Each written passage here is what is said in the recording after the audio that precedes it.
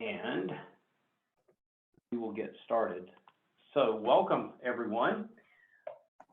Welcome to week number 2. As we get started this afternoon, this morning, depending on where you are in the country, I'd like to do a very quick, we'll try to keep this as quick as we can, a very quick transfer in, and just do another little introduction of yourself. So who are you? What role do you play in the company? So are you a design associate or a franchise owner?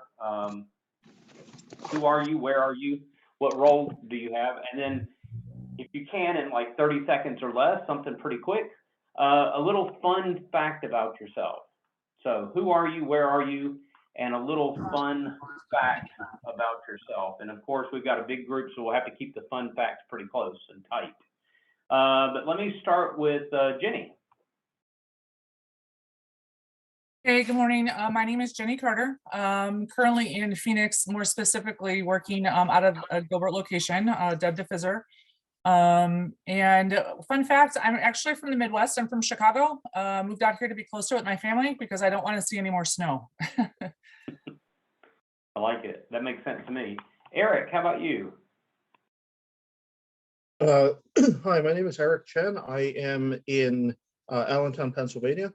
And fun fact about me, I guess years ago, I got to work with NASA on a field campaign for climate change back in, I think it was 2012 and 2013 out in Kansas.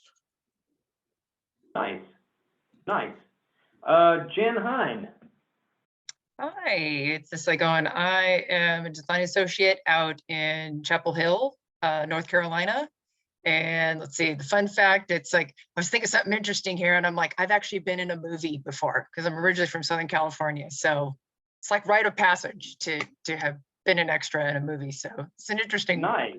Yeah, it's an interesting thing to at least have done in life. Bucket list done. I like it. I like it. All right, Nathan Roach. So Nate Roach from Chattanooga, Tennessee. It's a really bad storm here, so if I lose you guys, just FYI. But interesting fact, we just had our second child, a beautiful little girl, on May 30th. So I now have a 2-year-old and a newborn in the household. So it is really exciting. But Congrats. thank you. And no sleep. And no That's sleep. right. Okay. All right, Eric Gibbs in Augusta. Eric Gibbs, Augusta, Georgia. I'm franchise owner. Like classic cars. I have a 1955 T-Bird. Oh, I like that. Nice. Robin. Hey guys, Robin Huffer, franchise owner here in Southeast Knoxville, Tennessee. Fun fact, Jen kind of stole my thunder, but some of you know, some of you don't. I was born and raised in Germany, and I also got to play an extra in a movie here in the States. And guess what? I got to play a Nazi. So that's my fact. Wow. You had the accent for it. What can you say? 999 kills them all. All right, let's see. Patrick. Hi guys, yeah, I'm Patrick Salientes. I'm from Roseville, California. I'm a DA out here. And fun fact, I've designed some clothes that made it into Paris Fashion Week before. Oh, look at that. Nice, nice. Let's see. How about Beth Palicki? Went off mute. Yeah, Beth Palicki outside of Philadelphia. And fun fact, well, I think I'm going to follow the lineup. I've been in a TV commercial for the first franchising company called Mako Auto Painting. I was in several of their commercials as a customer. Nice, nice. Let's see. How about Sandra? Hello, Sandra Ruiz out of San Diego, California. Owner of the territory in Poway. Fun fact is when I travel, I like trying out different craft beers at breweries. I thought that was a requirement. Nice. All right, let's see. Alondra and Roger. Hi, this is Alondra. and I will be working as the design associate in the company. Yeah, I'm the owner. And A fun fun fact. fact about us is that we just got married and started a new business and New moved country. to the US in the last 2 months. So other things going on. All right, so when they list, these are the big stress events in people's lives, like weddings and moving and going to another country and starting a business. I mean, you're hitting like the top 4 out of 5, right? It's all right there. Yes. It is. Yeah. Got it. All right, so everybody keep an eye out on them. We just need to watch them. Good. Tyler. Hey, I'm Tyler Simmons. I'm a new DA based out of Pensacola. A fun fact about me is I've been in a sketch comedy group for the last 5 years called Kitty Get a Job. Don't look us up. We're not very funny. All right. That's funny. So being a movie extra pays better. Got it. Dan. Hi everyone, Dan Voss. I'm a new DA in Chicago. A fun fact about me is I have the same birthday as my sister, but we're not twins. I was born on her 2-year-old birthday, but we share the exact same birthday. Nice. How about Blake, since we're in Chicago? Sounds good. Hey, I'm Blake Latta, franchise owner in western suburbs of Chicago.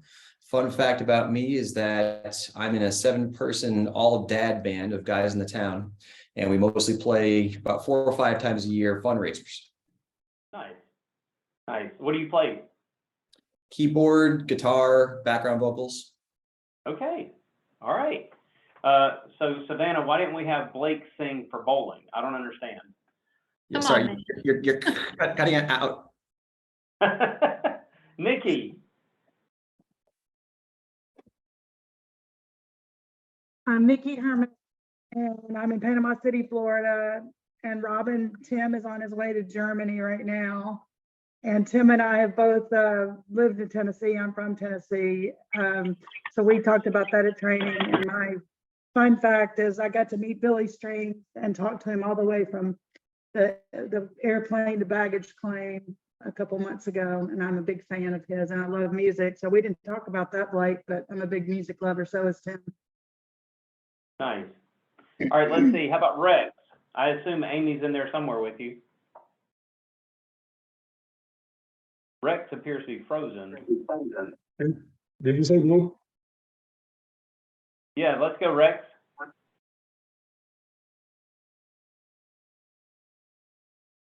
don't know what's going on with Rex. I'll come back to Rex. How about Rosa? Hi guys, my name is Rosa. I am a design associate from Kansas City, Kansas. Fun fact, honestly, mine sound really lame compared to all of you guys because I don't own any classic cars, nor have I ever been in a movie. I don't have a newborn, but I love coffee, so that's all I got. All right. Let's see, Carla. Hi, so my name is Carla. I'm in Oakville, Ontario. I was born and raised in Mexico. So fun fact, I actually was as well a regular extra in a telenovela when I was a kid. I love it. Look at this. There's so much movie talent here. I love it. Exactly. Jonathan. Yeah, all artists here. Yep. Jonathan. I'm Jonathan Friedman. I'm a franchise owner in Toronto. And fun fact, I just got tickets for Queens of the Stone Age concert in August. So I'm looking forward to that. Fun. Mark. Mark Ramondo, Westchester, right outside of Philly. I don't know if this would be a fun fact, but my 5-year-old just graduated from preschool. So that's exciting. That is exciting. Good. Michael Pfefferman. Yeah, hey all, I'm Michael Pfefferman, Albuquerque, New Mexico, franchise owner, new franchise owner. Fun fact, I worked for 15 years in the live music industry. And Queens of the Stone Age is a great show. Jonathan, you're gonna have fun. Good stuff. All right, let's see. John Poon. Hi, I'm John Poon from Las Vegas, Nevada. One of the franchise owners. Fun fact, not really much. Ever since I had kids, haven't really done anything fun for myself. So hopefully in the future, maybe I can enlighten you all with a fun fact. All right, let's see, Aaron. See, Aaron thought that this was show and tell, so it's okay. Hey all, I got my son here with me. Well, my daughter and other son are at tumbling. So I'm owner here in North Salt Lake, Utah. Fun fact, we have twin boys that are 1.5, and I got one of them with me. So Nice, nice. Let's see, Jeff and Carrie. Okay, turning on the video, hoping this will come through because half of you are frozen on the screen right now. Jeff Coleman and Carrie Coleman were co-owners of the FCI franchise in Northwest Michigan. Fun fact, I've been to 9 Super Bowls and I've presented the MVP car to the most valuable player of the Super Bowl 5 times. Wow. There we go. All right, no topping that. All right, let's see, Jeremy. Yes, I'm Jeremy. I'm in Michigan. I'm the owner. Sorry, I'm a little late trying to get back to the office today. Fun fact, I guess I love to scuba dive and grow underwater plants. And I'm currently in the middle of setting up a couple 100-gallon saltwater tank. Nice, nice. All right, I'm coming back to Rex. Let's see if we've got Rex online now. Sorry, you kind of froze and I couldn't hear you earlier. So, and Amy just stepped out. She'll be back in. So, fun fact about myself, well, actually, we're owners, franchise owners from Wichita, Kansas. And the fun fact about myself is I have been testing, harvesting, planting farm equipment on every continent except for Antarctica. Wow. Okay. I don't even know where to go with that. That's all over the place. I mean, it's one thing to say that you visited there. It's another thing to say that you actually planted stuff there. Let's see. Nick was on and then he was off, and I'm trying to find Nick. I don't see Nick. All right, who have I missed? Anybody? I can go. Please. This is Jennifer in Boulder. I'm a new design associate. And a fun fact for me is I have been to 4 Burning Man events, and the main ones, and then 8 regional Burning Man events. Nice, nice. And if you don't know what that is, Google it. I do know what that is. I've never been to one, but I know exactly what you're talking about. Let's see, have I missed anyone else?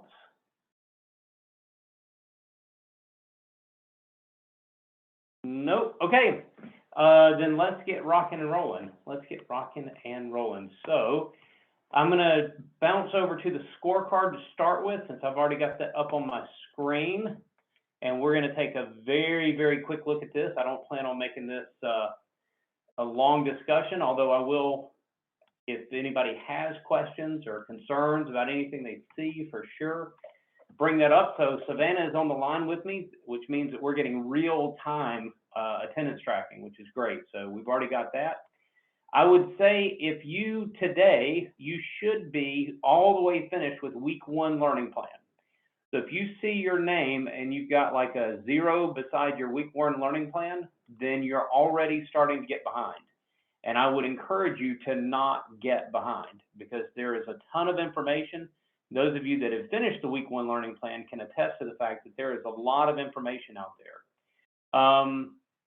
Design associates, let's see how we're doing with our week 1 learning plan. So let's just highlight this real quick.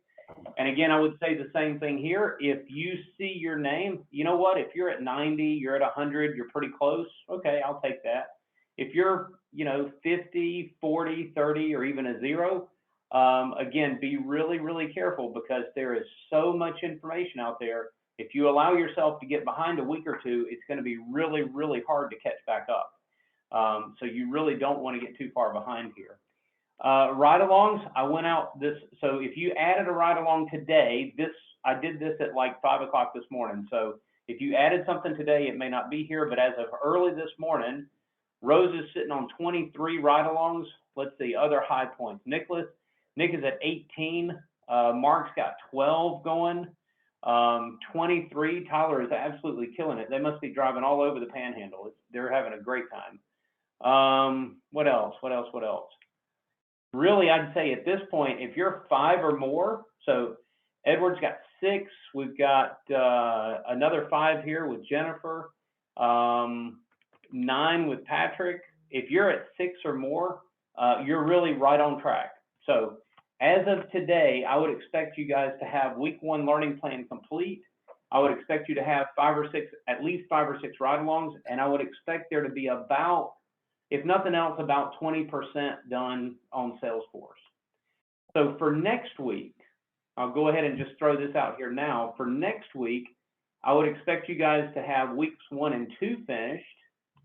Oh, let's say about 40% of the Salesforce stuff done. So you don't have to have that 100% done next week, but I would say at least 40% of that done for next week.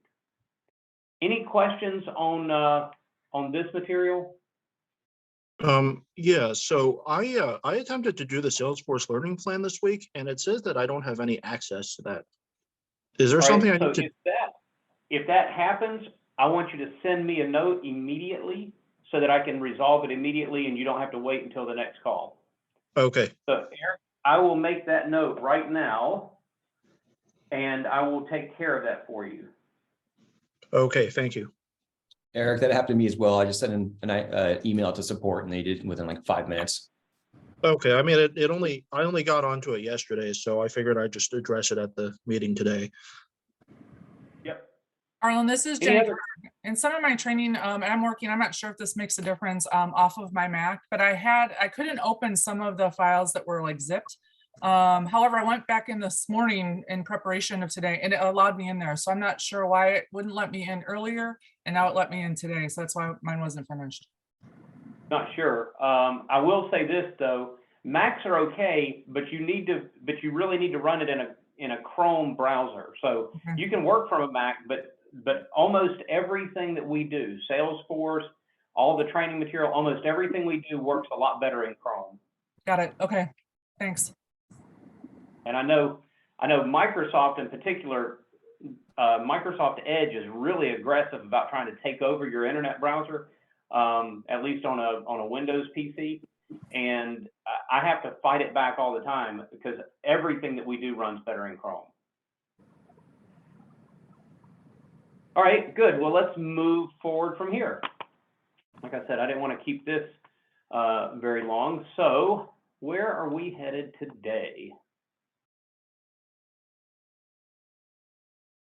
We've done our transfer in. We've already looked at our scorecard review, and we're going to dive right in. We're going to spend some time talking about the inspired sale, and we're going to just spend a lot of time practicing this. Today, you guys are going to have the opportunity to work together in small groups and breakout rooms.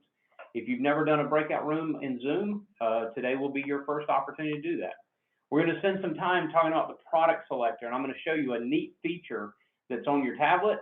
And I'm going to show you a little bit about product features, advantages, and benefits. I will get into something I call the product installation guide and show you where you can pull that off of Floor 1.1. And then we'll finally wrap up with kind of where you need to go for next week. But before we dive into this week's stuff, we have homework to review from last week. Who is ready to just give me the company story slide order? And so what do I mean by this? I don't expect you to be able to give me a company story. All I'm looking for you to do is to be able to look at the camera and say, my job, promise, serve, map, reviews, BBB stars, trusted installation video, choice, direct versus, easy, happy, build it. That's it. Just be able to go through the slides in order. So who wants to give it a go? The first couple of people get to cheat because it'll be on the screen. After that, it gets harder. That's the case. I'll just do it. All right, Rosa, let's go. Okay. My job, promise, serve, map, reviews.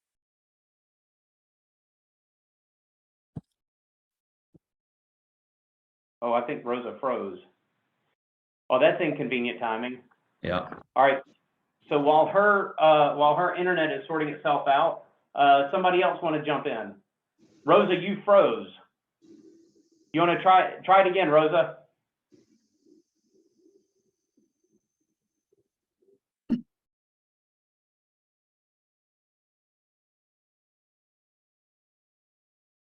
All right, so I would have to read lips. We can see you, but I can't hear you.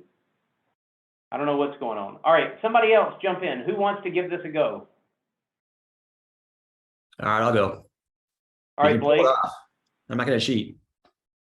My job, promise, serve, map, reviews, BBB, stars, trusted, installation video, choice, direct versus easy, happy, build it. You know what we call that in the industry? We call that money in the industry. Nice. I love it. I love it. All right, who's next? I'll do it. All right, Eric. Okay, so my job, promise, serve, map, reviews, BBB, stars, trusted, installation video, choice, direct versus easy, happy, build it. I love it. He's got it. All right, so now the score, for those of you keeping score at home, the score is now franchise owners 2, design associate 0. Oh, All right, who's up? All right, I got to do it then. I'm a design associate. All right, come on, Eric. So it's my job, promise, serve, map, reviews, BBB, stars, trusted, installation video, choice, direct versus easy, happy, build it. I love Yay, it. Eric. I love it. Yay, Good Eric. stuff. All right, so now the score is Eric's 2, everyone else 1. All right, let's go. I need somebody on the West Coast. All right, On the West Coast. I'll go. All right. All right. My job, promise, serve, map, reviews, BBB, stars, trusted, installation video, choice, direct versus easy, happy, build it. Look at that. Why were you holding back? Dude, you got this. You just didn't want to show off. All right. So why do I do this? Why do I have you guys do this? By the way, when I had design associates of my own and ran my own franchise, this is a drill that we would do, and we would time each other to see who could do it fastest, forwards and backwards. So that was the drill, right? So somebody would have to say, my job, promise, serve, map, reviews, BBB, stars, trusted, installation video, choice, direct versus easy, happy, build it. Build it, happy, easy versus direct, custom, installation video, installation, trusted, stars, BBB, reviews, map, serve, promise, my job. You'd have to be able to do it forwards and backwards. Okay, it's just a memory drill. It's just a way of making sure that you really do know the company story. And the nice thing about this is if you know, for example, if you're looking at the slide that has this, the serve slide, well, you don't even have to think about it. I just know map is next. So as I'm talking to a customer, I'm not remembering the company story. It becomes muscle memory. I already know the company story, right? So this is about just giving you tools to be able to help commit something to memory, so that when you're talking to the customer and when you're with the customer, that you're mentally present with the customer. Do you know how annoying it is to have somebody come into your home and they're not really listening to you? I don't know if anybody has ever experienced that, but you have somebody, whether maybe it's not even in your home, you go to a store, you're trying to work with a salesperson, you're trying to get some information from them, and they're not really present with you. They're physically there, but they're mentally somewhere else, right? I swear to you, if I'm with a salesperson, I don't care what I'm buying. If I'm with a salesperson, that salesperson holds out their phone to look at it, I walk away. I'm done. If you can't at least acknowledge me and acknowledge that my business is important to you, then no, I have nothing to do with you. So the whole point of going through this is to give you a memory exercise so that you can start layering in that company story. And today we'll talk about adding content to the slides. The bulk of what we're going to do today, though, is we're going to spend our time talking about the setup call. We're going to spend our time talking about the warm up, and we're going to spend our time talking about the inspection and the reference list. Okay. So I'm going to shift over to the whiteboard. Any questions as I'm making the shift?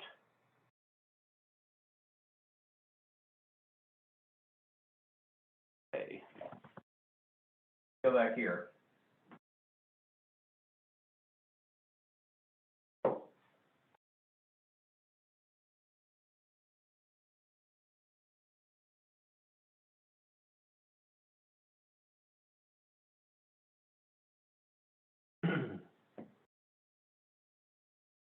All right, get all my screens the way they're supposed to be.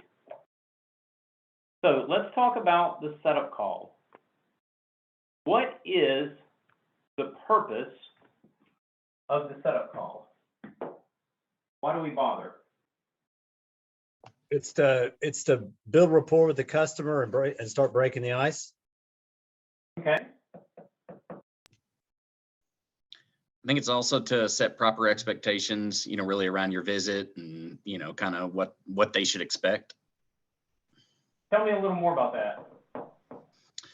Well, I mean, obviously we want to set the right expectations with the customer and, if we're going to go in and do a thorough job, it takes time to measure, it takes time to look at the samples, to, make selections and everything that goes through, including the company story. So I think it allows us to really set the expectations of the time frame. So they're not, expecting something much lower, and then they're not in for a huge surprise if we're there for a couple hours. Okay. All right. So expectations, especially around time. Good. What else are we doing with the setup call? Making sure. Sorry. No, go That's ahead. okay. Nikki? I was Go just ahead, gonna, Nikki. I was gonna say, we are looking to see what they're interested in, why they want us to come to them. Okay. All right. What else? We want to Go ahead. we want to address any kind of potential hiccups, such as, not both of the decision makers being there or things like that, just to make sure that, everything's prepared for a sale. All right. I'm going to put decision makers in quotes. The little asterisk back here, because we're going to come back to that. Yep. What else? To introduce ourselves, create excitement around the appointment. Yeah. All right. We got to do an introduction. Dang, Jenny, you beat me to it. Okay. What else? We want to make sure they Go ahead. we want to make sure they stop shopping. Oh, there we go. So the number one thing, I got to put that in a different color. The number one thing that we're trying to get out of the setup call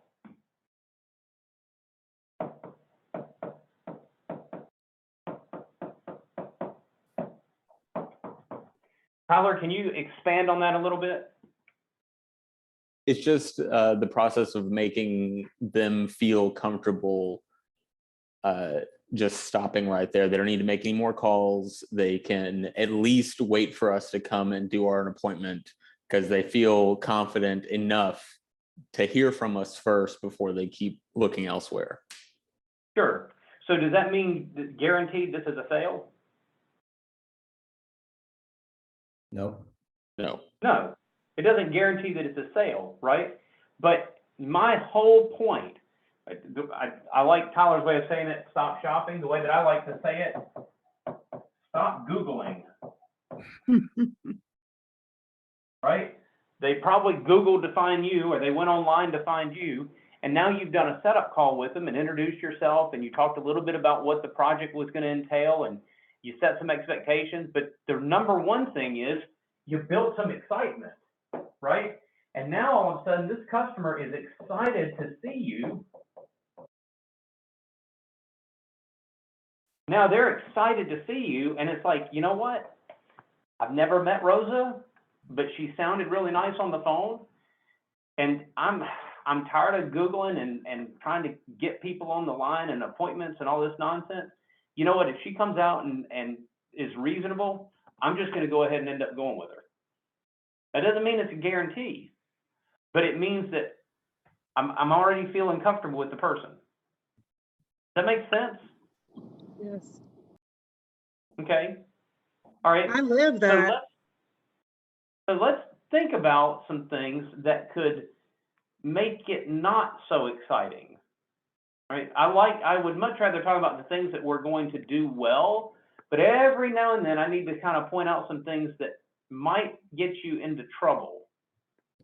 What are some things in a setup call that could potentially turn this setup call from, ooh, I need to stop Googling, to, oh, wait a minute, I don't want this appointment, I'm going to Google some more? What are some things that could potentially derail your setup call?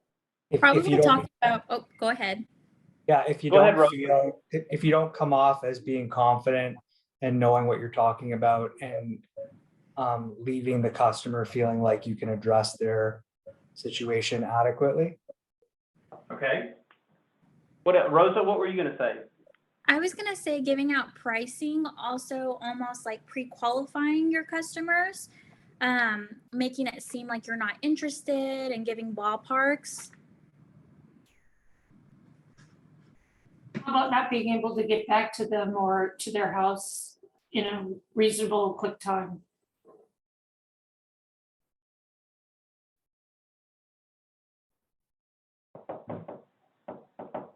Yeah, all these. What else? What else could derail you? Asking them to repeat information they've already given you. All right, can I put not listening? Sure. Is that okay? You're bored.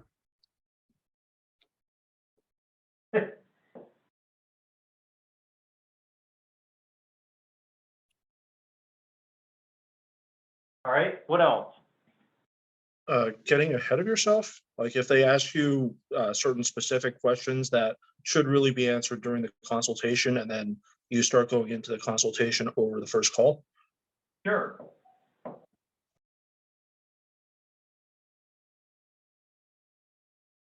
Can I throw a couple others at you guys? That you know, it's just something that we have to be careful about, right? Words matter. Words matter. And the way you ask certain questions will sometimes, if you don't say it the right way, that doesn't mean you have to have a word for word script, but you do want to be careful how you ask certain questions. All right. So I'm going to go back to this. Eric said this earlier. He said something about decision makers. And I want to hone in on this a little bit, because this is something that actually could get you in trouble if you're not careful with how you ask this. So I go online and I'm looking for a quote for my floor. Did I say that I'm wanting to buy my floor? No, I said I'm looking for a quote. So if you ask me, hey, are all the decision makers going to be there? Well, you know what? I'm not making a decision anyway. All I'm looking for is a quote. Your ad said that you give free quotes. So now all of a sudden I've painted myself into a corner, because I said something about decision makers as a salesperson. I said something about decision makers, but now it's, oh, well, wait a minute, I'm not making a decision anyway. Okay, so now you're sort of painted into a corner. Now what are you going to do? Well, we won't come out unless both decision makers are there. Okay, you've really, really put yourself down painted yourself into a corner that you can't get out of. The other caution around decision makers is the way you ask the question. So let's see, Beth, I don't know you very well. Beth and I have not even yet met in person, but I'm going to take the opportunity, let's say, to use Beth as my guinea pig. Is that okay, Beth? Yes. All right. So I do a setup call with Beth, and you guys just absorb this. Be in the moment, absorb this. Hi, Beth. This is Arlen from Floor Coverings International. Oh, hello. How are you? Good. How are you doing? Great. Hey, I see here that we've got an appointment set for Thursday at 2 o'clock, and I was just calling to make sure that that time was still good for you. Yeah, yes, it is. It's still good. Oh, good, good. Hey, are you going to be there by yourself? Yes, my husband works during the day. All right, time out. what's your initial reaction to a question like that? It's not good. Creepy. By the way, I just had that happen to me with a person that was stopping by when I was doing secret shopping. Oh, there you go. Good, right? Are you going to be there by yourself? Well, I was, but I'm not now. I mean, That's such a good point. Holy cow. I would have never even thought, I didn't even cross my mind, to be honest with you. That didn't cross my mind, but I'm sure customers does. but it will cross. So it's not going to cross everybody's mind. I mean, that's the thing. You might get away with it. Who knows how many times you might get away with asking that question. But the reality is, you ask that question to a certain person. I don't know who the person is. I'm not trying to paint anybody in a particular corner. It's just the reality is that you have to be careful how you ask certain questions. Okay. So let's play it a little differently. Okay.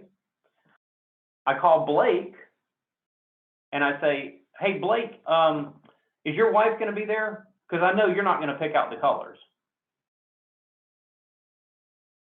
So now,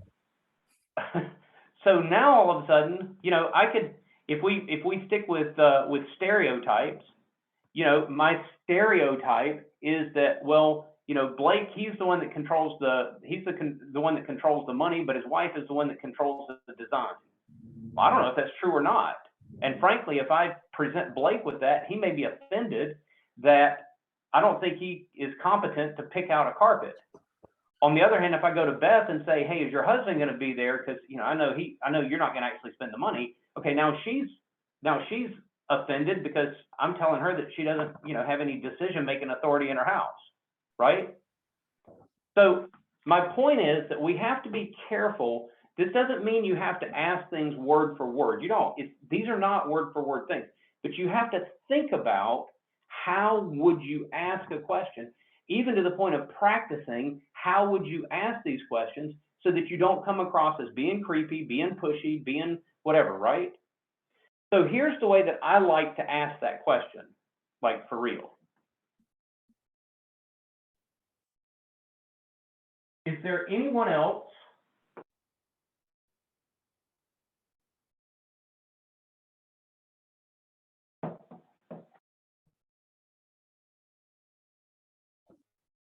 that you, notice it's not about me, it's about them. Is there anyone else that you would like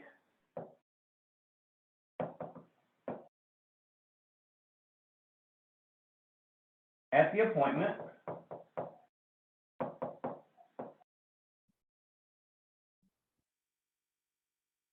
to have, notice, not decision, is there anyone else that you would like to have at the appointment to have input into the design, how we install it, colors, or the price of the project? Okay, you don't have to ask it this way, but notice that this opens the door to somebody other than a spouse. Is there anyone else that you would like to have at the appointment that you'd like to have there because you want their input when it comes to the design or the colors or how we would install it or the price of the project?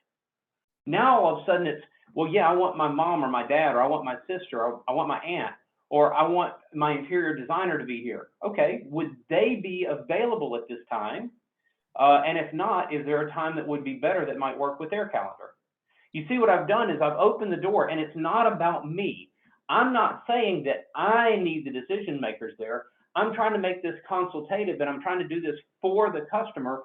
Is there any way that I can make this easier for you? Would you like to have somebody else there to have input into this project? And if so, is this a good time for them as well? Does that make sense?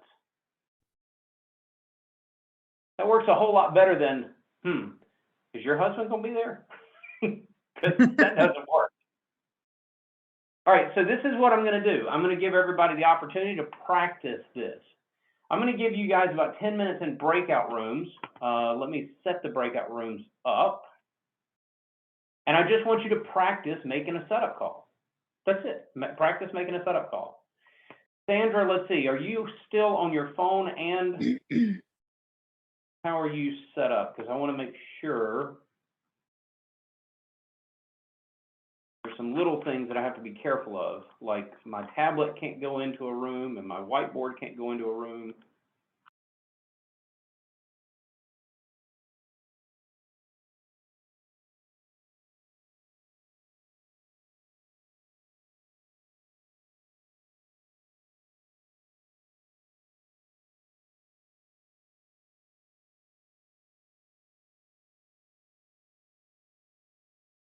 And I really want, let's see.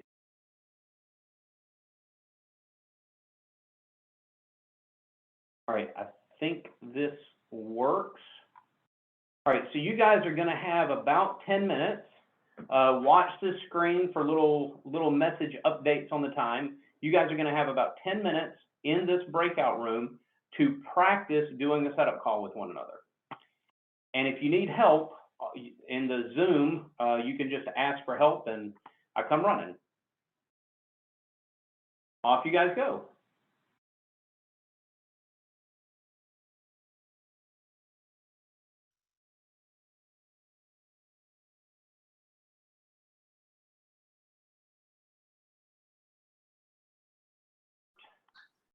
Where do we have expert setup call people and where do we have the creepy uncles? So I want to find out from you guys, what did you hear that somebody did in their setup call that was really, really good? I'd love for you to share if there was a creepy uncle, but I think the only way to do that without making somebody feel bad is you have to tell on yourself. Maybe it's something that you said that you wish you could have put those words back in your mouth real fast.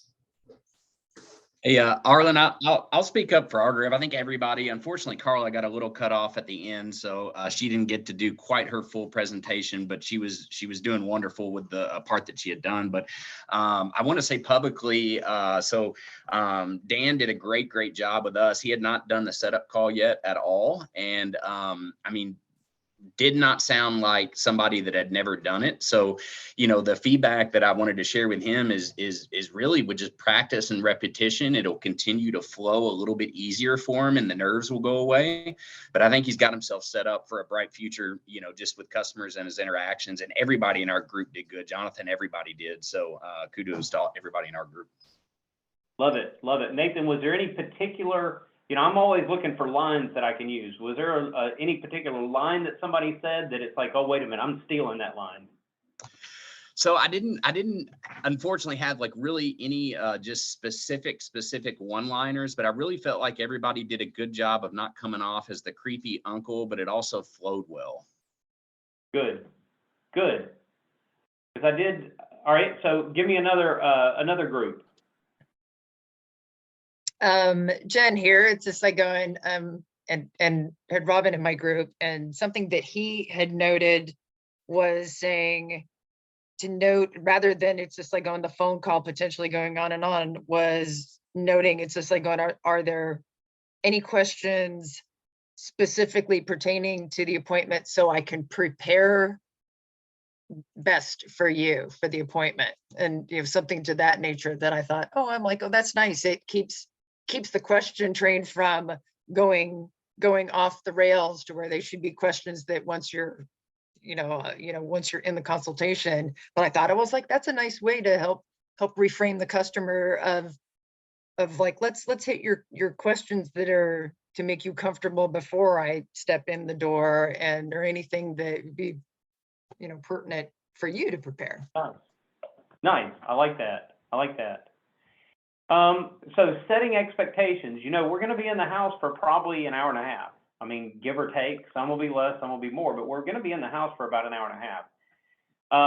Anybody hear anything in particular that was really, really tight, that was really good about setting that expectation? Because again, that's another place where you can tell somebody, oh, by the way, I need 2 hours of your time. You know, do you have that for me?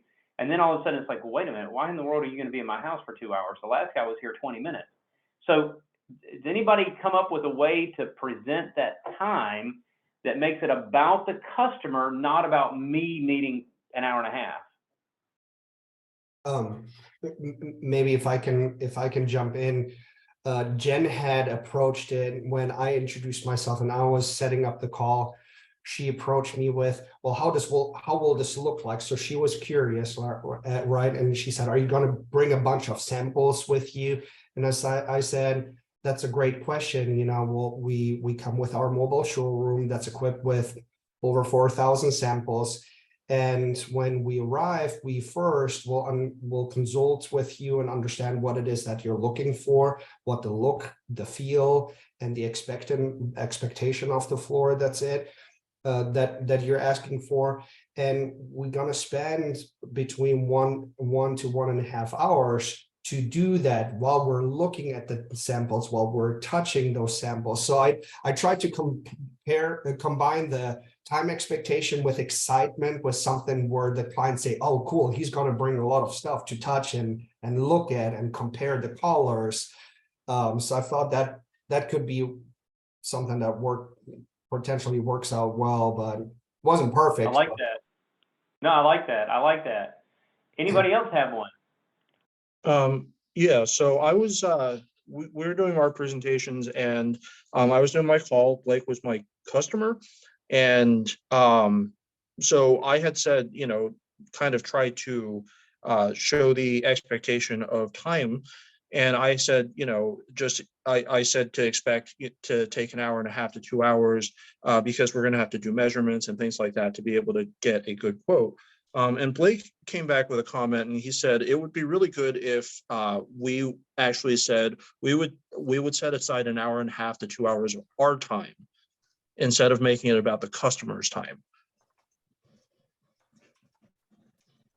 I like that. Yeah, you could frame it that you know, I don't want to rush you, right? I don't want to rush this process for you. So I'm going to make sure I set a couple of hours aside on my schedule so that you have all the time you need to play with the samples and touch and feel and everything else. I like that. Good. Any other big takeaways from the setup call? We're going to move into the warm-up otherwise. All right, good. So let's talk about the warm-up. You pull up to the customer's house. Where do you want to park your van?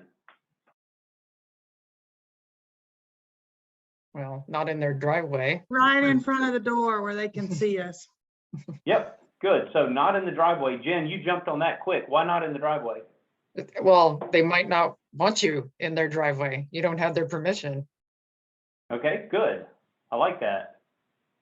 Yep, so I'm not going to put the driveway. One other reason not to put them in their driveway is you're doing a 2-hour consultation. Sometimes you get to the end and they're in a rush to leave, and then you're sitting in their driveway packing things up, blocking them from getting out, and that leaves a bad impression. I like that. All right. So we're going to park. Wouldn't it also be a good idea to park on the street too, so anybody driving by will see your van? 100%. 100%. Yeah, the neighbors will see you. I want it as visible as possible, and I want to position myself so that when they open the front door, that's what they see, right? Because a lot of your competition, how many of you have actually done some secret shopping already? Okay, so Nikki, when you did some secret shopping, did you have somebody come to the house? I didn't actually do secret. I did a ride along, but that's what I was told to park in front so that they could see the van and that everyone else in the neighborhood could see it. So a lot of your competitors, they just drive their personal cars. So, you know, when somebody parks their beat up Toyota Corolla out in front of the house, I mean, that's what the customer sees. When you pull up in a nice, shiny, wrapped mobile showroom, it leaves a different impression. All right, so let's get in the house. Let's talk about the warm-up. What are we trying to do in the warm-up? Break the ice. All right, so what do you mean by break the ice? Like build relationship. Introduce yourself. Good. I can see you as a human, not a salesman. Talk about the dog. Yeah. Oh, we want to pet. Good. How long have you lived in the neighborhood? Okay. Get them talking about themselves. You know, use connection cues when you can. Good, good. What am I trying to do with this warm up? Build rapport. Yep. Yeah, build rapport. I'll put trust. Somebody said trust. I don't know if I necessarily trust somebody after a 15-minute conversation, but okay. I'm maybe more than, but maybe I'm the skeptic in the group. All right. What else? You wanted to relax. Exactly. I want them to relax. Okay. I want them to relax. So this is all about a customer experience. Okay. This is all about a customer experience. Again, most of your competitors, when they go to the house, they don't have time for a warm up. Has anybody had an experience? I'm not going to pick on Empire or Home Depot or Lowe's or any, I'm not trying to pick on a particular competitor. But I do want to ask specifically, has anybody ever either worked for Empire or has had a quote done by Empire? All right. Does anybody know anything about Empire other than the fact that they've got a funny little jingle that has been out there for 30 or 40 years? They're high pressure. They are high pressure. I think they're expected to close, or I've heard that if they leave without closing, they may not get the commission for that sell. That's 100% true. Now, how many appointments do you think an Empire salesperson, how many appointments do you think they run in a day, in one day? 6. 10. They're typically 8 to 10 appointments a day. All right, so think about this, 8 to 10 appointments a day. How much time do you think they're going to spend really warming up with a customer? They don't have time. They don't have time. Now, again, I'm not necessarily picking on Empire. There's others that do the same thing. They load their salespeople up with so many appointments that there is no time to build a relationship with the customer. What is the warm-up all about? The warm-up is all about the customer. And when I say the customer, the person. I want to get to know my customer as a person. Now, again, so I'm going to stay away from creepy questions. That's fine. I'm not trying to get to know this person as a person, not as a customer. I want to get to know this person for who they are. Now, granted, I mean, you know, again, we're not going to become BFFs in a 15-minute conversation, but I want to get to know this person as a person. So some things, these are not all the things, but some things that I might talk about. Family. Okay. People love talking about family. Maybe people love talking about their friends.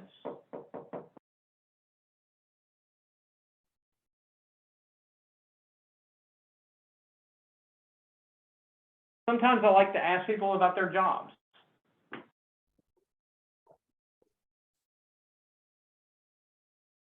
Okay. Not all the time. I'm not going to ask everybody when I walk into the home, hey, what do you do for a living? But you know what? Sometimes it comes up and that's great. I love to talk to people about what they do for fun.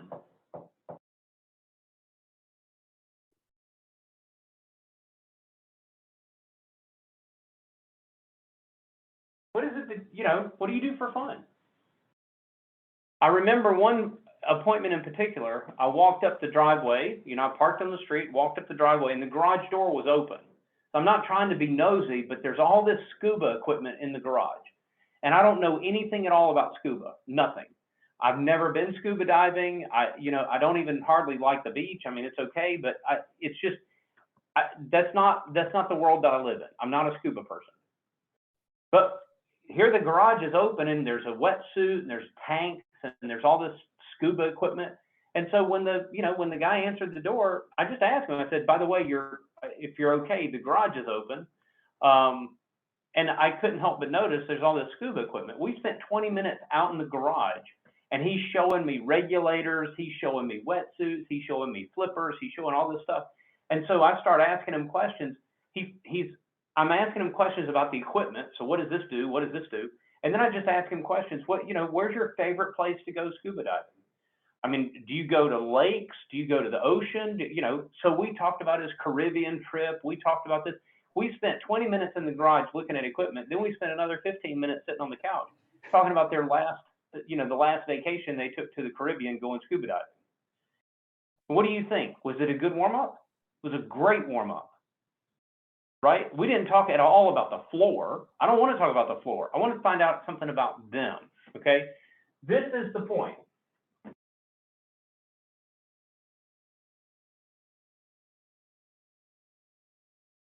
What is their motivation? If I can come away from the warm-up, I want to know, where do they spend their time and money? How do they decide to spend their time, and how do they decide to spend their money? So with this customer in particular, I know very well that if this guy could choose, he would spend his time on Caribbean vacations doing scuba diving. And that's exactly where he would spend his money, okay? Is that important to know?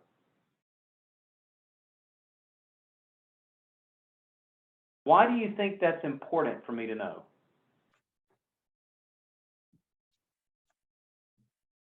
Maybe that will tell you what a client feels is important to them. Maybe. It's a Well, you know his priorities. I know a little something about his priorities, okay? Why else do you think this is important to know? Yeah, priorities is right. I mean, you know how much disposable income they have and what kind of price range or budget they might have? No, I'm not really. This has nothing to do with the floor. This has absolutely zero to do with the floor. It has zero to do with the flooring project or what their budget is. It's a personal connection. It's a personal connection, okay? And here in a couple of weeks, I'm going to go ahead and give you a little foreshadowing. I'm going to show you how we take this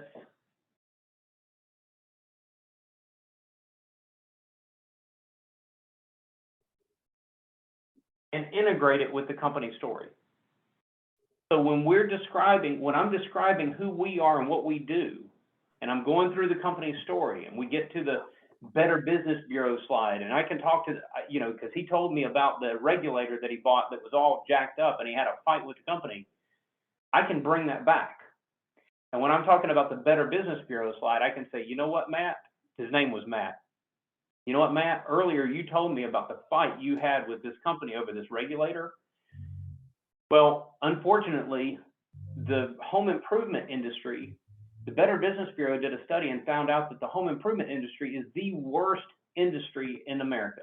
That's it. We're the worst ones. And the biggest reason for that was because a lot of people will just take the lowest bid to get their job done, and they have a hard time getting the job finished. And I know you had that kind of issue with your regulator, but you're not going to have that kind of issue with Floor Coverings International. All right, so what am I doing? So this is a little foreshadowing. We're going to dig deeper into that later. But when you start taking your company story and you really personalize it around the stuff that you learned in the warm-up, now it's not just a collection of slides that I have to do because somebody told me I have to do a company story. No, you're actually driving that connection home, and you're showing how what we do and what's important to them, how those two things go together. Does that make sense? I talk to a lot of salespeople. I talk to a lot of design associates that tell me, oh, I'm really, really good at the warm-up because I can talk to anybody. I don't really care if you can talk to anybody. What I want to know is, can you listen to anybody? Can you keep a conversation going and learn about somebody else? I don't really care if you can talk to a tree stump. I want to know if you can get information from the tree stump. One other one that people tend to like, I'm not a huge fan, but some people tend to like this, is sports. How many of you would lean on sports in a warm-up? In other words, hey, you know, the Green Bay Packers, you know, what are they going to do this year? I mean, how many of you would lean on sports in a warm-up? Unless you, I mean, if you go to a place and they have, for me, like Georgia football, you know, stuff everywhere, I absolutely would. But if it wasn't evident, I probably wouldn't. Same. Okay. All right, Dan, you raised your hand and said, "Yep, I'm headed to sports." Tell me about what you would do with sports. Yeah, I was just thinking, like, you know, reading the room. If you know that person looks like, you know, like I don't know who just said it, but if there's stuff all over their wall about a certain team, I'd lean into that, especially if it's a team that I know and enjoy. Being in Chicago, some of you may know, it's a big sports town, so you know, we are more likely than not to have people that are into sports. So yeah, that's something I would definitely lean into if it was the right customer. So here's where again, I'm going to give you a little caution about sports. Sports are not wrong. It's not a bad thing to talk about, but be careful here. All right. So Jeff Kuhlman came on earlier today and said that he'd been to 9 Super Bowls, and he's given stuff to the MVP 5 times, right? I mean, he's got a story around that. Okay. I would dive into that a whole lot faster than I would dive into, you know, what's the quarterback at Green Bay going to do this year? Because I don't really care about the quarterback at Green Bay. I care about Jeff. Now, if Jeff tells me that, you know what, they're big green, the reason I know, look, it's simple. If you look at the desk behind Jeff, there's a Green Bay Packers helmet. So I know that Jeff is a Green Bay fan. Jeff or Carrie or somebody in the family is. Otherwise, they wouldn't have this helmet sitting there. All right, so good. If we talk about the Green Bay Packers, yeah, we might get along well, but I didn't learn anything about Jeff. But if I can find out from Jeff that, well, they're big Packers fans and they go to every home game and it's an opportunity for family to get together. Okay, now I know something about Jeff. Do you see the difference? Right? So I'll just tell you, I'm not a huge sports nut. I mean, I pay attention to it, but I don't really go down that rabbit hole. One, because I'm not the person that at a party is going to talk to you about who's going to draft who this year. I don't really care. And I certainly don't want to go down that path in a customer's home because I want to learn about the customer a lot more than I want to learn about the team. Make sense? Okay. All right. What else am I trying to do in the warm-up? So we decided that we're going to break the ice. We're going to build some rapport. We want to learn about the customer as a person. If you like, you know, you can use this, forms. You can use that if you like it, okay? What else do we want to do in the warm-up? You want the customer to see you as a person and not a salesperson. Yep. Yep. All right. There's another big thing that we're going to do right at the end of the warm-up. By the way, how do you know when the warm-up is finished? When they give you Maybe, yeah. Yeah, maybe when they start talking about the flooring or they change direction. Well, I'm going to encourage you to be the one that changes the direction, okay? So part of this is you leading the customer down a path. And so I'm going to encourage you to be the one that helps them change direction. But how do you know when it's time to make that shift? when you get an objection out of them. Well, but I haven't gone down that path yet. We're talking about sports. We're talking about scuba diving. We're talking about vacations. We're talking about all kinds of stuff. When do I turn that so that now we're going to talk about business? As soon as the conversation comes to a good stopping place and it's a good segue into asking your 3 questions, that's when you would do it, right? Yeah, exactly. Okay. So kind of help me understand that a little bit. That was Eric, right? I didn't have you on the screen. Yeah. So, okay. I mean, if I was talking to you about your family and we're talking about your kids and we're talking about your wife and Columbia and what you like about South Carolina and all that, and then we kind of come to a little bit of a stop, I'd say, well, so let's talk about your flooring. Exactly. Okay. Every How long conversation. you've been thinking about changing flow and everything. Exactly. So every conversation, every conversation naturally just comes to an end. Okay. So I'm going to let this conversation just sort of naturally find a low spot, right? If they're really excited and talking about Greece and Italy, and we went here and we went there, I'm going to let that go. But every conversation just automatically ebbs down and it flows down to a low point, and now all of a sudden that it's like that topic has run out. Okay, that is the time that I'm going to metaphorically, not physically, I'm going to take the customer by the hand and I'm going to say, how long have you been thinking about replacing your floors? And it's just natural, right? It's just natural, because we spent the last 10 minutes talking about Greece and what a wonderful time, and oh my gosh, it was so great. And the conversation just sort of came down, and it's like, now I'm going to introduce a new topic. Well, I could introduce a new topic. I could say, well, have you ever been to Ireland? And then that starts up a whole new conversation, but I don't want to go to Ireland right now. What I want to do is I want to talk about the floors. Now I want to talk about the floors. Up until now, we haven't said word one about the floor. We haven't said anything about the project whatsoever. Walked in the door, we talked about vacations. Walked in the door, talked about going to the Super Bowl. Walked in the door and talked about all kinds of wonderful things. And now we take the customer and move them into the appointment itself. And I do that by transitioning the conversation with the first transition question. So how long have you been thinking about replacing your floor? Now, when you take it out of context, it sounds weird. How long have you been thinking about replacing your floor? But in normal conversation, it's like, this is just the next topic that we're going to talk about. So when I get through with all this stuff,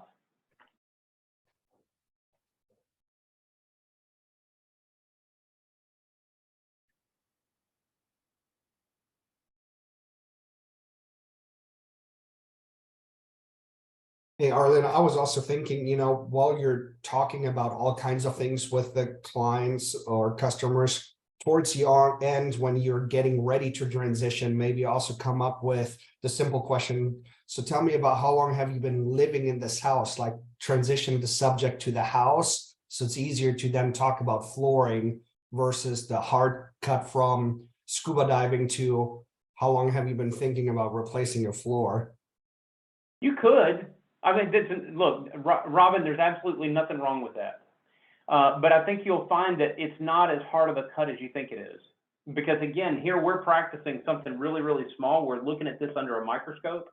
And you'll find, hey, we've been talking about scuba diving. We've having a wonderful time. And the conversation just sort of lulls down. And so how long have you been thinking about replacing your floors? And it's very natural. It just comes off very, very natural. But if it helps you to say something about how long you've been in the house and work your way into the floor, that's fine too. There's nothing wrong with it. All right, so how long have you been thinking about replacing your floor? Am I going to ask this question every time? Yeah. Yes, I am. I come into a home and the customer shows me that the dishwasher has exploded and they had laminate in the kitchen, and now the laminate's all ruined because of the water damage. Am I going to ask this question?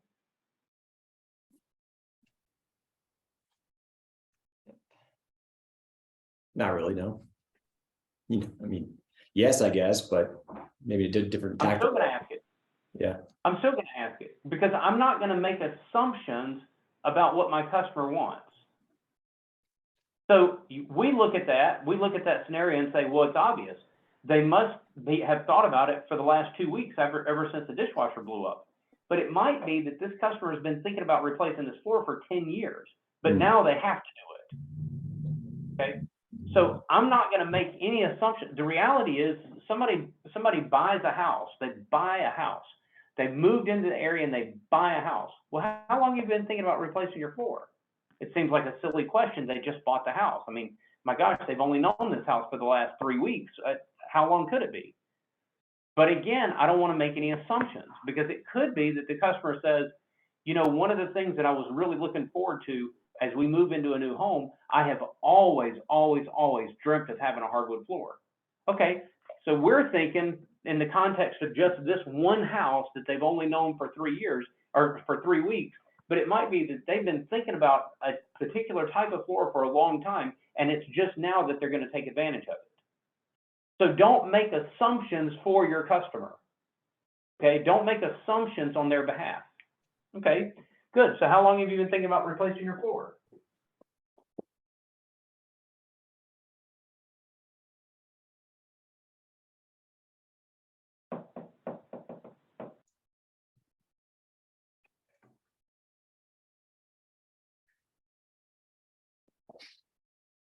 What made you decide to do it today? What do I mean by that question? What made you decide to do it today? You're starting to try to uncover the objection. Yeah, I'm starting to uncover the objection, right? So Jenny, if I asked you, how long have you been thinking about replacing your floor? What do you think? Easy peasy. So like, I don't know, 3 months. Okay. Well, what made you decide to do it today? I'm not sure I'm doing it today, but I mean, it's been something we've been thinking about because my son can't keep it clean. Okay, good. All right. So here's the thing. I'm not asking her, how long have you been thinking about getting a quote? Or how long, what made you decide to get a quote today? That's different. I'm asking a very pointed question. What made you decide to do it today? It almost sounds like, what made you decide to install this carpet today, right? This is because I'm not trying to do a high pressure at all, but I'm wanting to put the customer in a position where they are going to give me an objection, okay? I know that in about 1 hour from right now, this customer is going to give me some BS reason that they don't want to buy. And I just want to go ahead and get it on the table now. Mm-hmm. See, a lot of sales systems are designed around, you avoid all objections until you get to the price. Once you show the price and the customer objects, then you lower the price and you try to sell it with an urgency that says, I can do it for this price as long as you do it today. This is not that kind of sales system. This is a sales system where you get the objection early so that you can deal with it and you can address the customer's concerns way before you show them a price. So what am I expecting to happen here? Oh, I'm not doing anything today. Okay, what made you decide to do it today? There's an action word there, do. What made you decide to do it today? Oh, I'm not going to do anything today. Oh, really?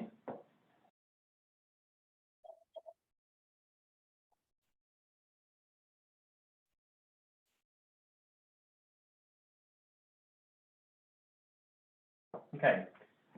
This is a veiled attempt. I'll just be straight up with you. This is a veiled attempt at asking the question, why not?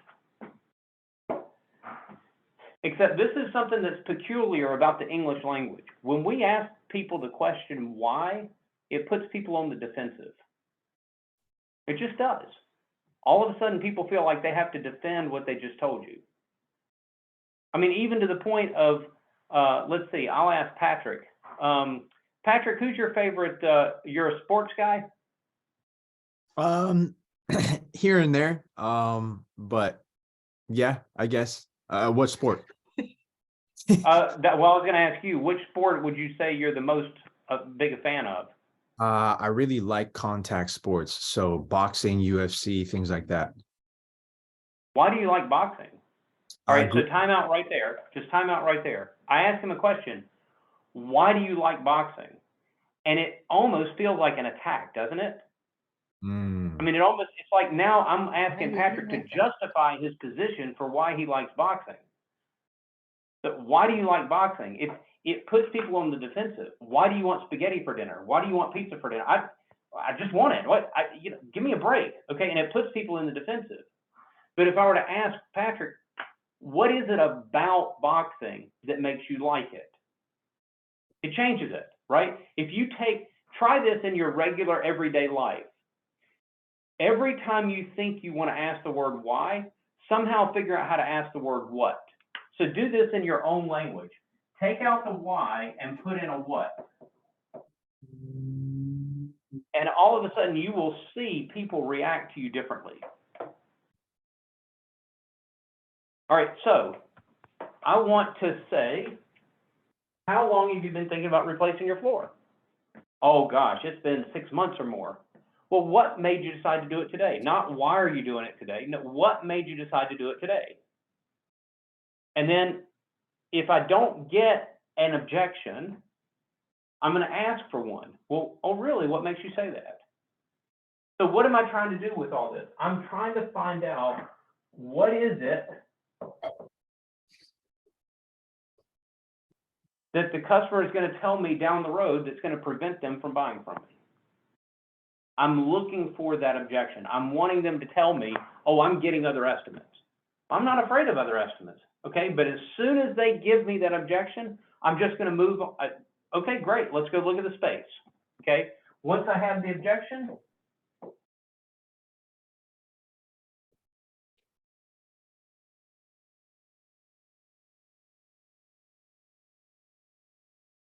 I'm just going to move on. So it might sound like this. How long have you been thinking about replacing your floor? Oh gosh, maybe a year. Oh really?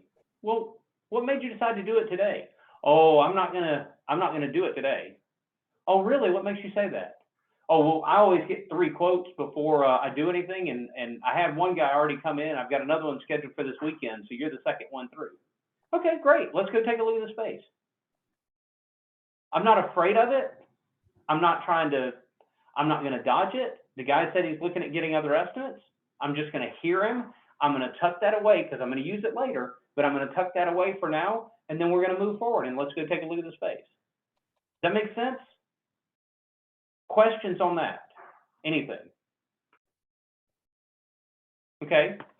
All right. So then we go and we look at the space.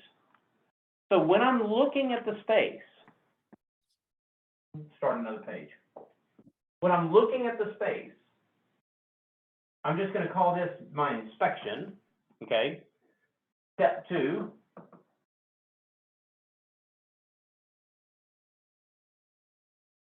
What am I inspecting for? I'm walking through the house with the customer. What am I inspecting for?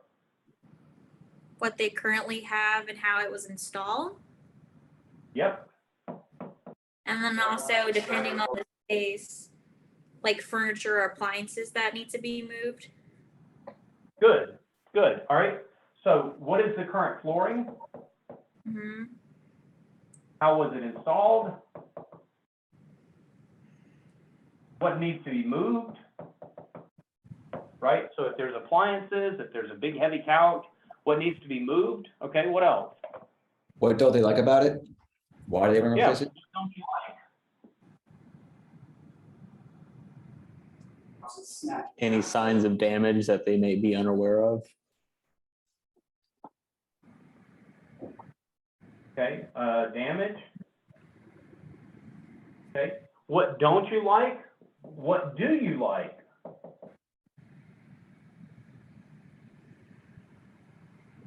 Okay, so what are some things that you like about this? What is it that you don't like about this? I probably want to find out what the subfloor is. Okay. All right. I also, during this inspection, want to look to the future. What do I mean by the future? Determine the products that you want to recommend. Yeah, so this is not the time to sell, but this is the time for me to figure out what the customer wants their new floor to be, right? What is the new look? How do you want it to feel? You know, how do you want it to last? Okay, so what do you want your new floor to look like? What do you want it to feel like? How do you want it to last? To me, this step 2 is probably the most technical step of everything, because I'm trying to, as I'm walking around the house and I'm asking the customer questions about what do you like about your current floor? What do you not like? What do you want your new floor to look like? At the same time, I'm also gathering input into my own brain about, okay, I know I've got to remember to put that heavy thing in the quote. This is going to be a bear to rip this tile out. I've got to make sure I've got this. All these things that in my head, I'm already starting to capture data that I need to be able to build a quote. Okay. At the same time, I'm asking the customer to dream with me about their new floor. What do you want your new floor to look like? How do you want it to feel? What are you trying to accomplish with this space? Okay. All right, so I'm going to share with you, let's get back to this screen for a moment.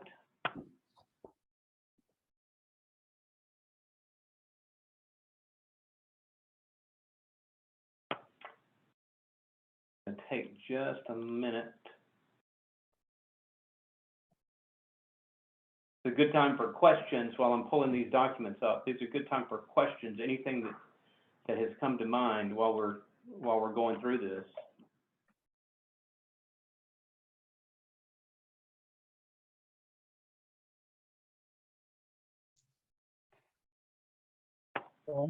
Question. Yes. You said that 20% of the people are going to buy from you, 20% of the people will not buy from you, but it's the 60% you're focusing on for the sale. At Yep. what point through this process do you normally know if they fall in the 20% they're going to buy, 20% they're not, or the 60% where you really need to push on the sale? I don't. I mean, every now and then you'll know this is somebody that they're never going to buy, but not often. I don't necessarily know that. So every time that I do it, I go through this because I don't want to take a gamble and say, oh, well, this is somebody that's never going to buy from me, so I'm just going to skip it. Or this is somebody that it doesn't matter what I do, they're going to buy from me, so I'm going to skip it. Both of those will get you in trouble. Because it'll be somebody that, no, I really did need to go through the sales process. And Arlen, just to kind of tag on that, I think a lot of it is about consistency. When you really keep that in mind, kind of what we talked about last week, there's 2 out of 10 people that we can basically do just about everything wrong, and we present the price and the product, and they're still going to buy. And the same's on the on the reverse side of that. But if we're consistent in our message and our delivery of the inspired sales process, it really doesn't matter where they land. Ultimately, we set ourselves up for better success across really all the categories, but focusing on the 60%. Thank you. All right, so let me share with you. By the way, I will send you a copy of this document today. When I send out the recap, it'll probably be tonight. But I will send you a copy of this document. This is not a end-all be-all document, but it is a good document to help you get started. So when you're in step 2, you might ask the customer, hey, what is it that you're looking to accomplish? Right? You might have somebody that tells you, oh, I'm turning this into a media room. I'm turning this into a playroom. I'm doing this, this was a bedroom and I'm turning it into an office, or this was an office, but now that we've gone back to the office, I'm turning it back into a bedroom. What is it that you're trying to accomplish with this space? What is it about the existing floor that makes you want to replace it? Okay. Or what is it about? So this third question is, if you want to change, if somebody wants to change like from carpet to hardwood, well, what is it about hardwood that makes you want it instead of carpet? When the project's complete, cleaned up, and all the furniture is back in place, what does it look like to you? Are you considering any other spaces? And then there's some technical details. So what is the current product? How was it installed? What's the subfloor type? So the whole point of this is not every question that you're ever going to ask. This is just to help you get started, okay? I would suggest, at least in the beginning, print this out, have it on a clipboard so that you can take notes. As you're walking through the house, there's nothing wrong with taking notes. So you could absolutely take and print this and have it with you. So I'm going to send you this document today so that you have this. And again, it's just a place to get started. Good. Questions about this? Arlen, that document, it's in the week 1 training, section 7, inspired sales. It's a download. Yes, it is. PDF too. Yes, it is. Thank you. Now I know who's paying attention. Harlan, I have a question. What happens when you get into a house and they just skip the warm up completely? So like they're just like, this is what I need, this is my floor, and they just go right into it. Yep. And Eric, do you know why people do that? Is it because they want to throw you off your game? No, it's because they just want to get a quote and get done as fast as possible and get you out. That's a defense mechanism, I think. That's your assumption, but is that really why they're doing that? They're nervous, maybe. So as a culture, we've trained people that when a contractor shows up at the house, that they're so busy, you just got to jump right in and get to it because they don't have time for you.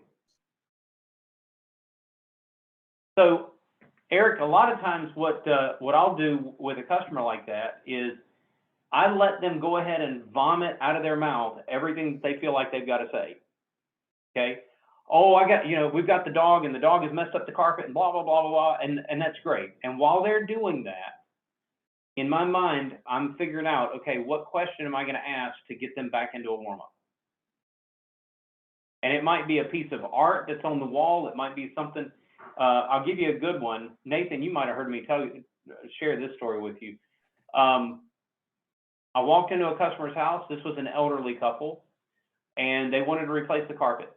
I walked in and they immediately said, okay, so the carpet starts right here at the front door and it goes down this hallway and this way and this way. And we want to replace all this carpet. And here, we're going to go down here and take a look at these bedrooms. And I just stopped because right there in the foyer, there was this cabinet and it was a glass cabinet and it had all these beer steins from around the world. And I just stopped and said, sorry, before we go down the hallway, this is really neat. Did you collect these? Did you go to all these different places? And immediately we went into a 20-minute warm-up. We stood right there in the foyer. It would have been better if we had sat on the couch. But we stood right there in the foyer and he talked to me about how he was in the Army and he was a sniper and he had been to all these different countries and everywhere he went, he got a different beer stein and all this stuff. And he told me all about his experience in the Army as a sniper and the number of kills that he had and all this stuff. I mean, it was just, he went into a ton of detail about that. Then we got back into the carpet. So sometimes you just have to let the customer kind of get it out of their system, but then you find a way to get them back into a warm-up. Okay, thank you. Do customers think that or I don't want to say think they can. I mean, of course, I guess I'm trying to say is it because we don't have enough control of the conversation and we're not, kind of talking to them in an organized way, so it makes them feel nervous? It's not nervous. It's just one, they actually might think that you're doing them a favor, right? Because the last Empire person, he's got 10 appointments to run today.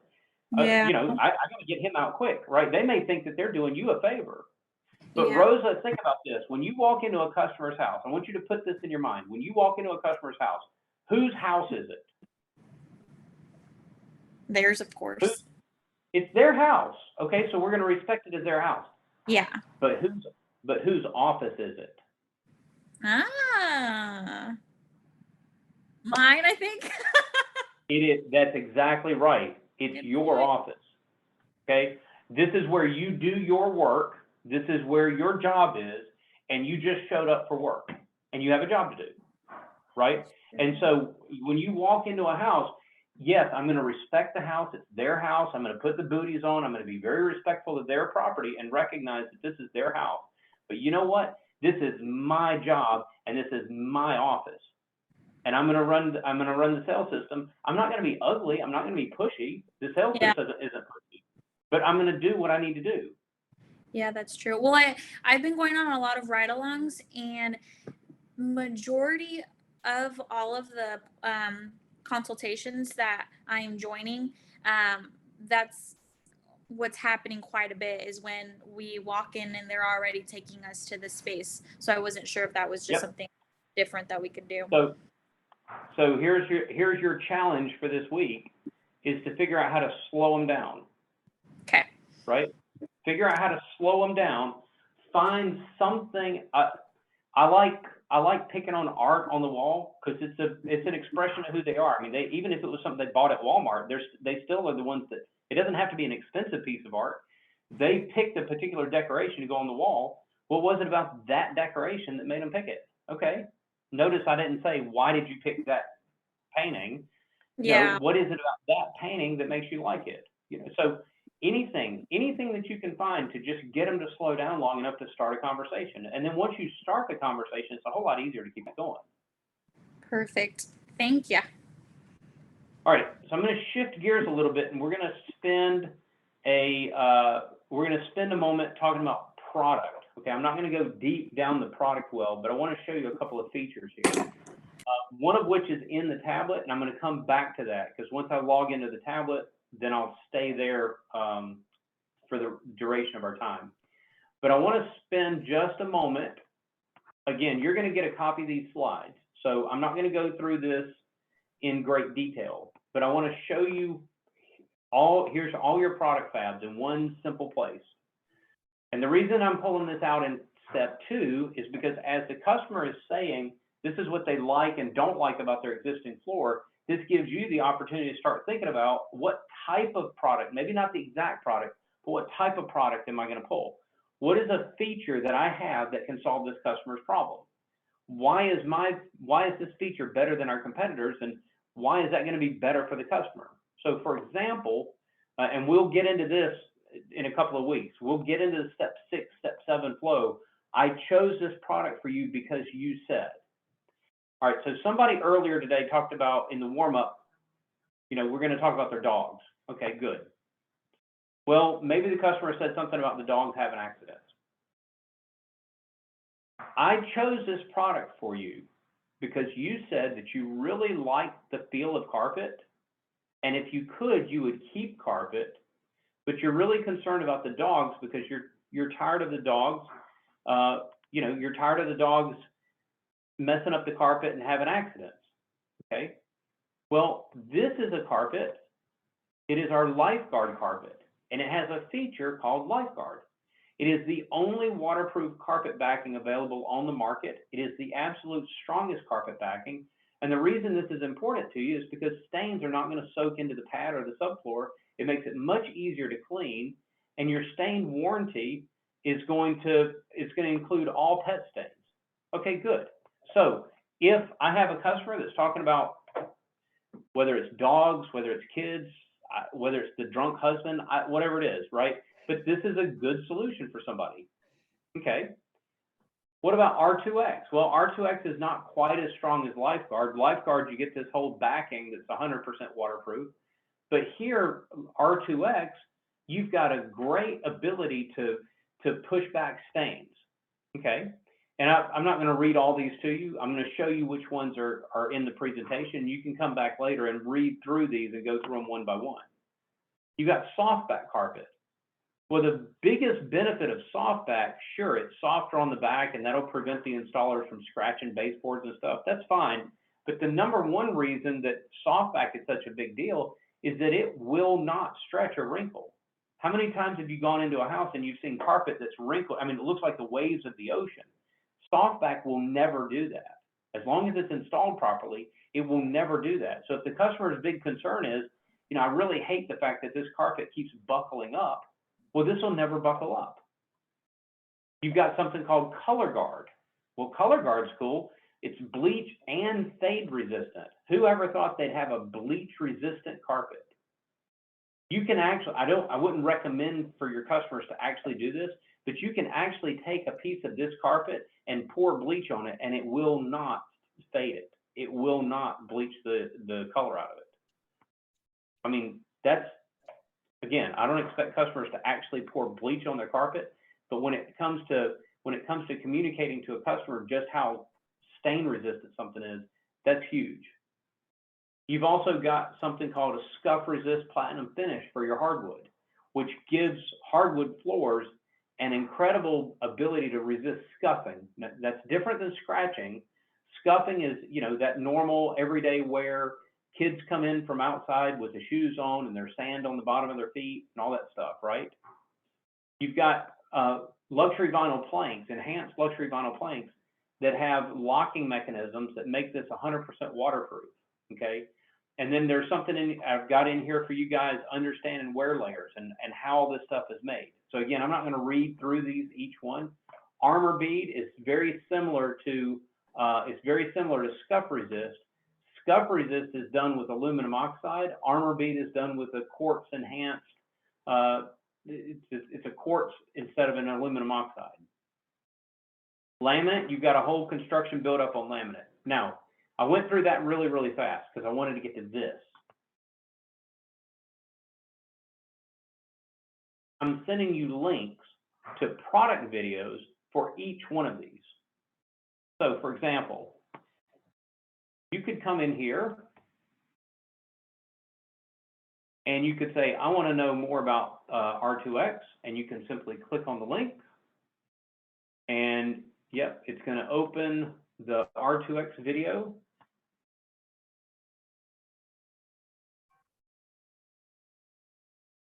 In the interest of time, I'm not going to let it play all the way through, but you'll see that this is a branded video, and she's going to go through and talk about R2X and what it does. And look, that stuff beads up right up on the top, and you can just blot it right up. And isn't that wonderful? And then down the road, it's going to talk about, you know, how well it resists all these different types of things, and ketchup and mustard and wine and everything else, and what it takes to clean it and all that good stuff. Okay.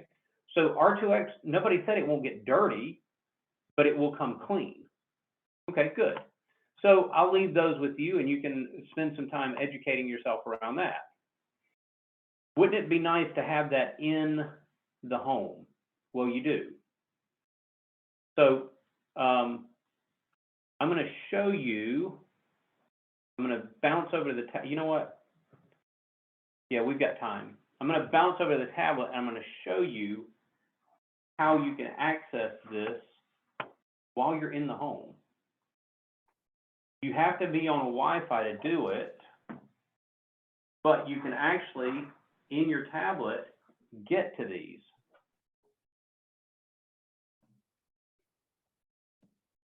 So if I'm in my tablet and I go to InspireNet, I'm just going to quickly create a training task. Or actually, you know what? I don't even have to do that. I can come over here to the left, and I can go to my product selector.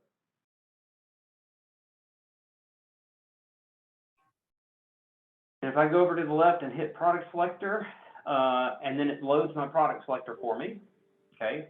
And so, for example, under carpet, I've got Addington, and if I click on Addington, it opens up this tab that has all sorts of additional information about this carpet. It's got the price, it's got different colors, all that good stuff. Well, notice there's a link right at the top that says Shaw R2X. And if I click on that Shaw R2X link, it takes me to the exact same video that I just watched. So here we are. Turn my sound down. All of the dirt on R2X stain and soil treatment. R2X or resistance times 2 has led the industry's proven protection for over 2 decades. All right. So you get the exact same video that you could actually pull up, assuming you've got, you know, you've hotspotted your phone or something so that you've got access to it. You could actually pull that up directly in somebody's home. So you could show a customer, this is what it means to have R2X. Let's go to wood for a second. And I'm going to pick Hamlin. Let's pick Hamlin Hickory. Well, Hamlin Hickory has scuff resist on it. Once again, I can click on the scuff resist, and it's going to take me directly to the video that goes into scuff resist technology. And they're branded videos, which is really cool. So here she is again. The benefits of scuff resist platinum, the industry leader. And she'll go through the whole thing and how scuff resist works and what it's doing, and it's more scuff resistant than competitor products, et cetera, et cetera. Isn't that kind of cool? You can actually, you could pull that up in the customer's home and just show them. They're quick. They're like 1.5 minutes each. You could show them a quick video on that particular feature. So even if you don't feel like, oh, I'm a #1 expert when it comes to scuff resist, it doesn't matter. You could tell your customer, I know that you were very interested in doing a hardwood floor. I picked this product for you in particular because you said that you were concerned about all the wear and tear and the traffic, especially at the front door. So let me show you a little bit about this floor. This floor has something called scuff resist platinum, and I'm going to show you a little video about scuff resist platinum, and then show them the 1.5 minute video on it. All of a sudden, it takes a ton of pressure off of you feeling like, oh my gosh, I've got to know all this technical jargon about stuff. You really don't. You've got the tools in hand to be able to just show it to the customer and let them learn from the video. All right, I need to shift gears again. Any questions about that? I'm going to shift gears one more time.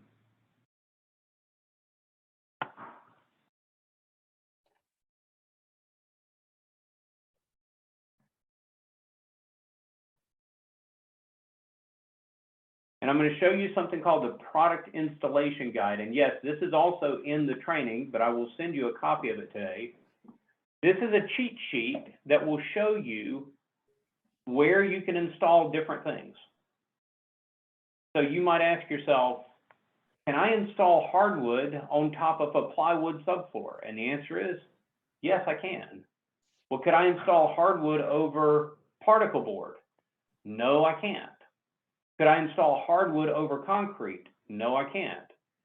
Could I glue hardwood down? Yes to concrete, but notice over here on the right, it's engineered hardwood only. Okay.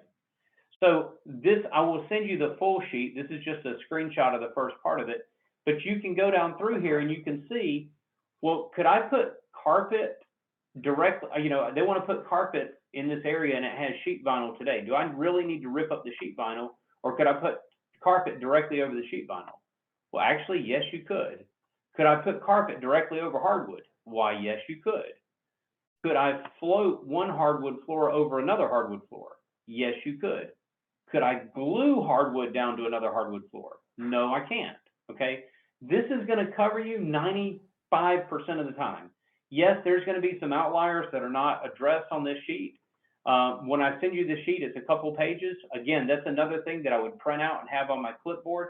It's going to give you a cheat sheet that you can tell right away how things can be installed.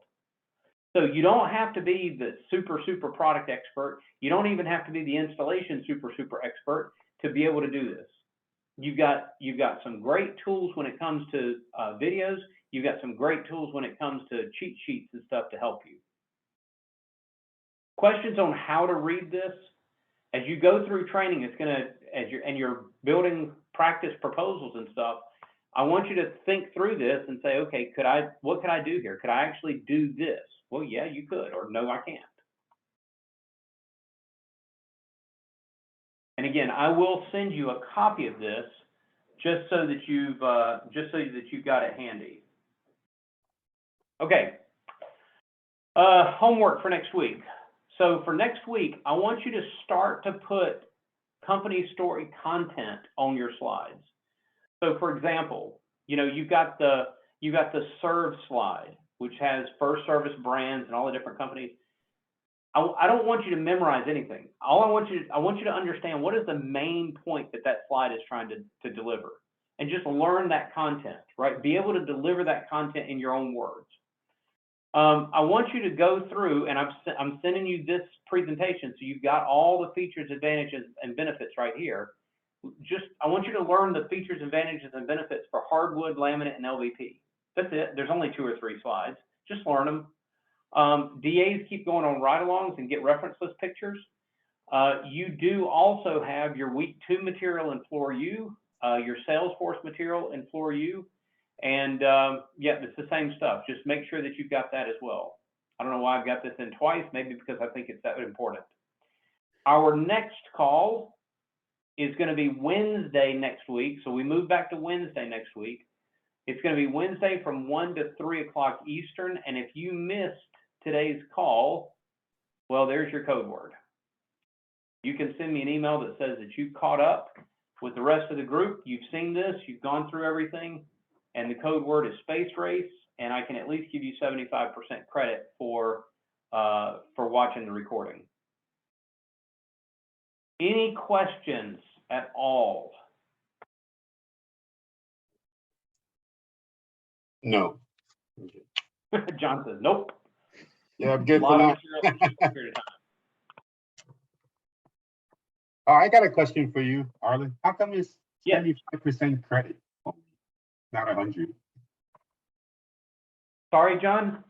How come it's only 75% credit? Because somebody wasn't actually live on the call. And if you're not live on the call, then you don't get the benefit of being in the breakout rooms and that sort of thing. So it's not the same as being live. And this week we spent a little bit of time in breakout rooms. Next week it'll be even more. The next week it'll be even more. And so if you miss the opportunity to practice with each other and to learn from each other. So if I put space race in, will you give me an extra 75%? I can give you some extra points if you figure out where space race came from. Okay. Here's a hint. All of the code words are connected. They're not independent. All the code words are connected. All right. Sounds like something from a Disney Pixar movie. It's not a Pixar movie. Good guess, but that's not it. All right. You guys have a great week. Some of you I will see tomorrow. VAs, I will see you guys next week. And again, if you have any questions, anything comes up, you need help, don't wait around. Ask the question right away. Thanks, Arlen. Thanks, Thank Arlen. Arlen. Thank you.